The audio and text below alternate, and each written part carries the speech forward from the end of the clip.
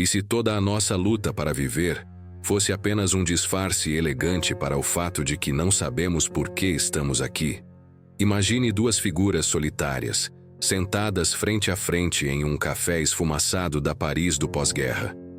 Émile Cioran, com seu olhar cansado de quem já percorreu os abismos da alma humana, e Albert Camus, carregando no rosto o peso sereno de quem acredita que, mesmo sem sentido, a vida ainda merece ser vivida. Entre eles, um silêncio denso, carregado de perguntas que nenhum dos dois sabe responder, mas que ambos ousam enfrentar. Cioran, nascido na Romênia, sempre caminhou pelas margens do desespero, buscando compreender o vazio sem se iludir com promessas de redenção. Camus, o argelino que se fez escritor na França, acreditava que o absurdo era inevitável, mas que a resposta não era a fuga e sim a resistência. Dois homens moldados por guerras, deslocamentos e perdas, dois olhares diferentes sobre a mesma vertigem. Viver sabendo que nada, no fim das contas, tem um sentido último. Hoje suas vozes ecoam em um mundo saturado de informações, mas faminto de significado. A cada dia sentimos mais o peso da pergunta que os perseguiu. Devemos resistir, mesmo sem sentido, ou simplesmente desistir e abraçar o nada? Essa conversa imaginária entre Cioran e Camus não é apenas um exercício literário, é um espelho que nos força a encarar nossas próprias fugas, nossos próprios pactos silenciosos com a esperança ou com a desistência. Se essas questões tocam algo em você, se você sente que às vezes carrega um silêncio que ninguém escuta, este vídeo é para você. Vamos juntos atravessar esse diálogo impossível, mas necessário. E se no final sentir que essa jornada fez sentido, considere se inscrever e deixar seu like. Não para mim, mas para que mais pessoas encontrem este mesmo encontro. Camus começa, com a calma de quem aprendeu a conviver com o silêncio do mundo, dizendo que não existe resposta definitiva para a pergunta sobre o sentido da vida. E que talvez a própria pergunta seja a nossa maior prisão. Para ele, a vida é um palco onde atuamos sabendo que o espetáculo não terá aplausos nem explicações. E é exatamente por isso, diz ele, que devemos resistir.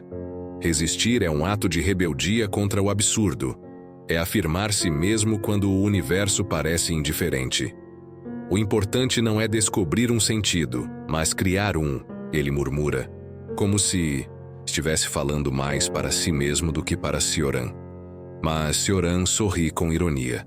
Não aquele sorriso leve, mas o sorriso amargo de quem já viu a esperança ruir tantas vezes que já não acredita mais no verbo criar quando se trata de sentido. Ele não vê a resistência como heroísmo. Para ele, é apenas mais uma maneira sofisticada de adiar o inevitável. Resistir? Para quê? Apenas para prolongar uma farsa que já sabemos que vai acabar? Pergunta, inclinando-se levemente para a frente, como quem quer arrancar de Camus uma confissão. Enquanto conversam, percebo que essa tensão não é só entre dois intelectuais do século passado, mas entre dois estados de espírito que convivem em cada um de nós. Quantas vezes acordamos com a energia para resistir, lutar, criar? E quantas vezes preferimos o alívio silencioso da desistência, não como um ato de fraqueza, mas como uma forma de dizer: eu não vou mais me enganar.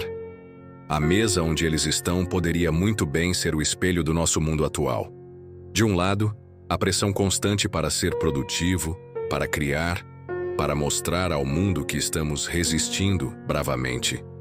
Do outro, o cansaço crônico, a sensação de que talvez a verdadeira coragem seja não participar dessa corrida sem linha de chegada. Camus olha para Cioran e diz: mas se desistimos, entregamos ao nada a única coisa que podemos oferecer, nossa existência. E Cioran retruca, quase num sussurro: e se essa entrega for o único gesto honesto que nos resta? No fundo, percebo que eles não estão discutindo para vencer. Estão se testando, como dois alpinistas que, em vez de subir a montanha, Sentam-se à sua base e se perguntam se vale mesmo a pena encarar o frio lá em cima. Camus segura o cigarro entre os dedos, mas não acende. Fica apenas olhando a fumaça imaginária que parece sair da sua própria memória. Para ele, a palavra revolta não é uma bandeira política, é uma postura íntima diante do absurdo. Ele não acredita que vamos derrotá-lo, mas que a luta é, em si, a nossa vitória. Viver é como remar contra a corrente sabendo que nunca vamos chegar à margem. Mas é no ato de remar que descobrimos quem somos.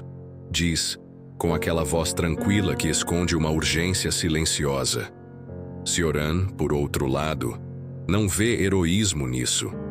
Ele observa que toda luta é apenas um disfarce para a fragilidade humana diante do nada. A diferença entre resistir e desistir é menor do que pensamos, comenta, mexendo lentamente na xícara de café já frio. Apenas escolhemos diferentes formas de nos distrair enquanto esperamos o fim.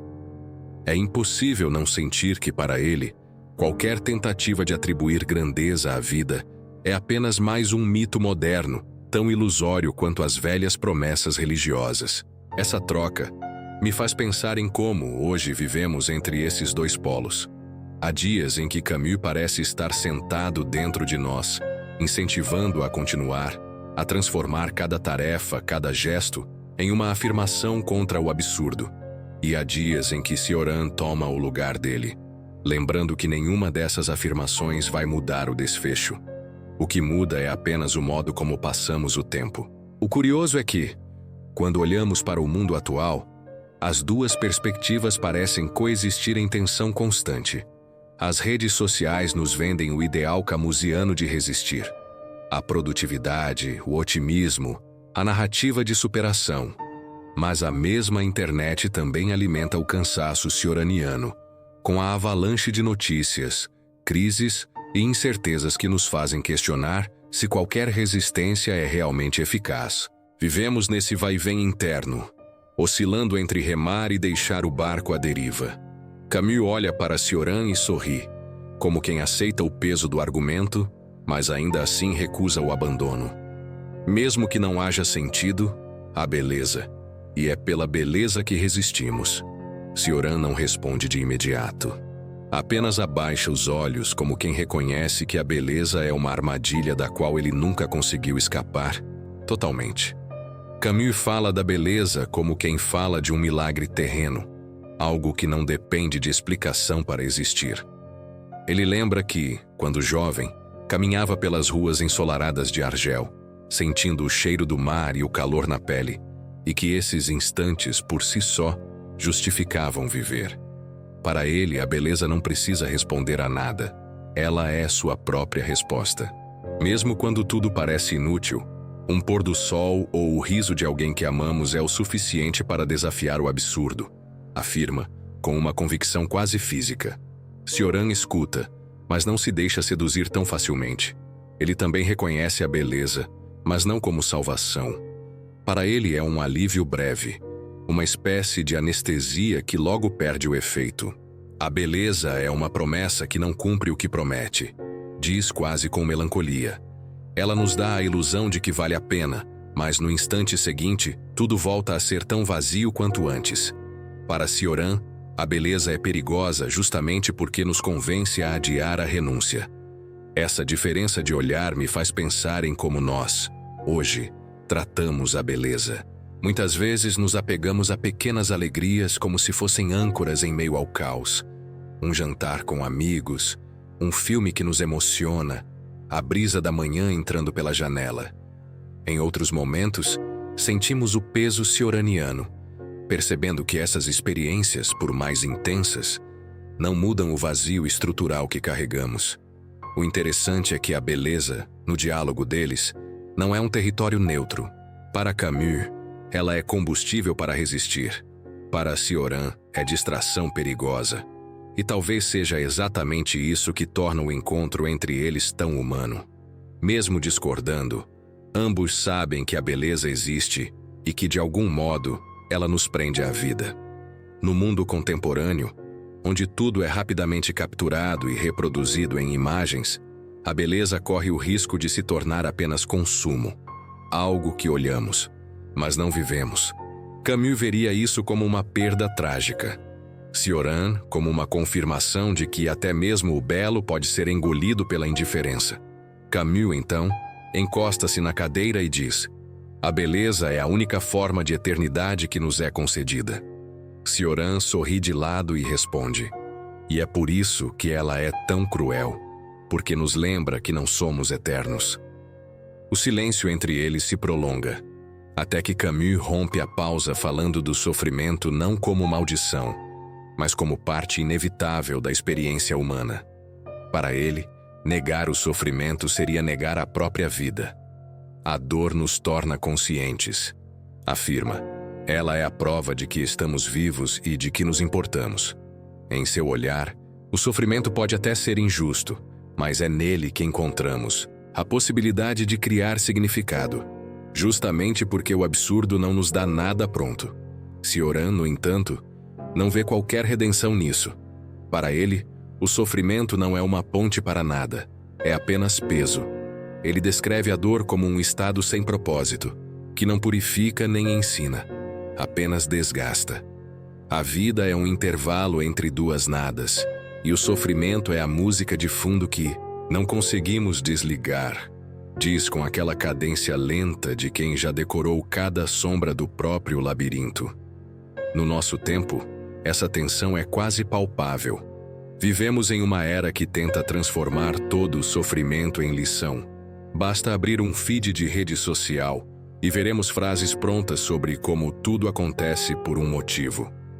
Esse pensamento ecoa em Camus, que, mesmo rejeitando um sentido transcendente, acredita que podemos atribuir valor à dor, mas ao mesmo tempo, há um Cioran dentro de muitos de nós, sussurrando que talvez insistir em dar sentido ao sofrimento seja apenas mais uma forma de negar sua natureza crua e sem explicação.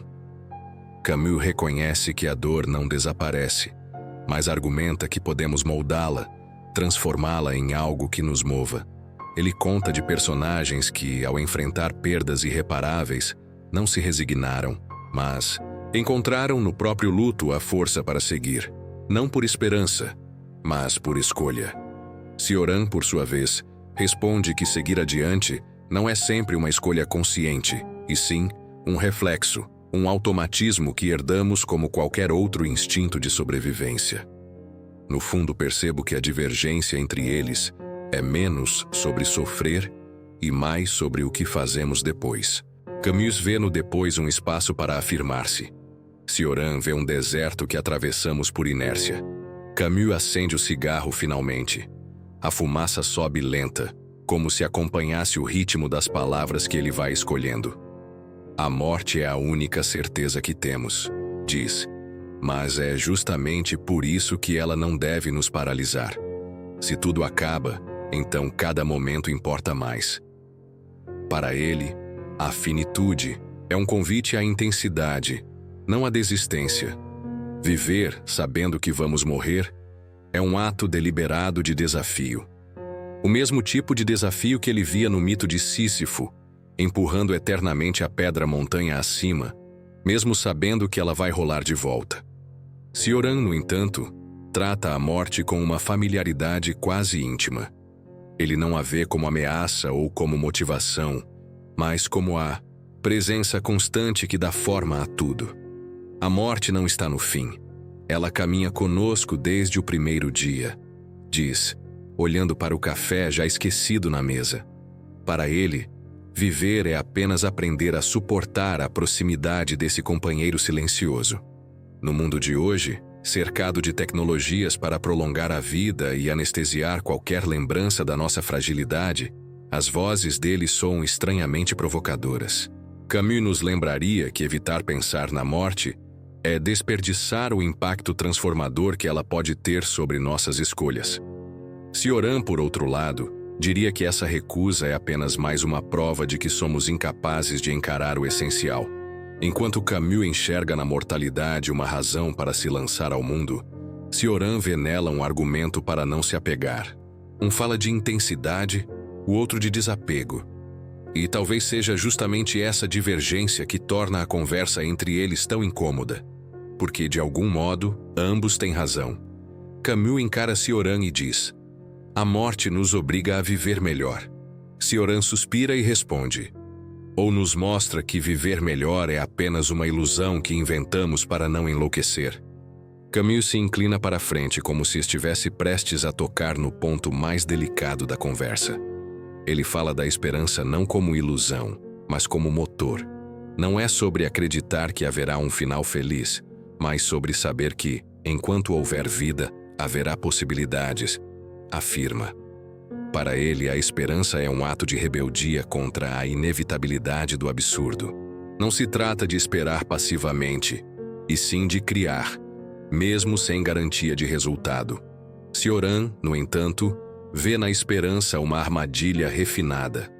A esperança é o maior dos males, diz, retomando a velha sentença que Nietzsche já havia sussurrado ao mundo. Ela nos mantém acorrentados ao amanhã, sempre acreditando que haverá algo que compensará o agora, e assim deixamos de viver o presente em sua crueza. Para ele, a esperança é um adiamento contínuo, um contrato que nunca é cumprido. Essa discussão ecoa fortemente no nosso tempo. Vivemos cercados por discursos motivacionais que nos dizem para acreditar no amanhã e não desistir dos nossos sonhos. Mas quantos não sentem, no fundo, a exaustão de carregar um amanhã que nunca chega? Quantos não percebem que o peso da esperança pode ser tão sufocante quanto o peso da desesperança? Camus argumenta que, sem esperança, nos tornamos presas fáceis do niilismo paralisante. Ele defende que até mesmo uma esperança mínima, frágil e consciente do seu próprio absurdo, já é suficiente para mover uma vida. Cioran contrapõe dizendo que, talvez, a liberdade real só exista quando conseguimos nos livrar completamente da esperança, aceitando o agora sem barganhas com o futuro. No fundo, percebo que eles estão falando menos sobre otimismo ou pessimismo, e mais sobre como suportamos o intervalo entre nascer e morrer.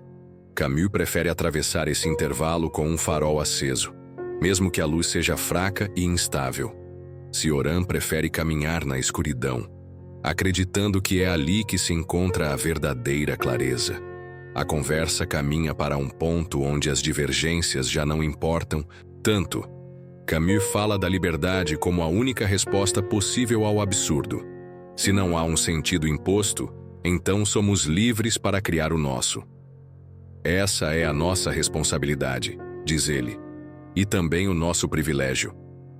Para ele, a liberdade não é um fardo, é a chance de fazer da própria vida uma obra, mesmo que destinada a se desfazer. Cioran o escuta em silêncio, talvez porque reconheça que há algo de irresistível nessa ideia. Mas, quando fala, deixa claro que sua liberdade tem outro sabor. Para ele, ser livre é não se obrigar a nada, é poder dizer não, inclusive à própria vida se assim desejar. A liberdade de Cioran é feita de desprendimento, a de Camus, de afirmação.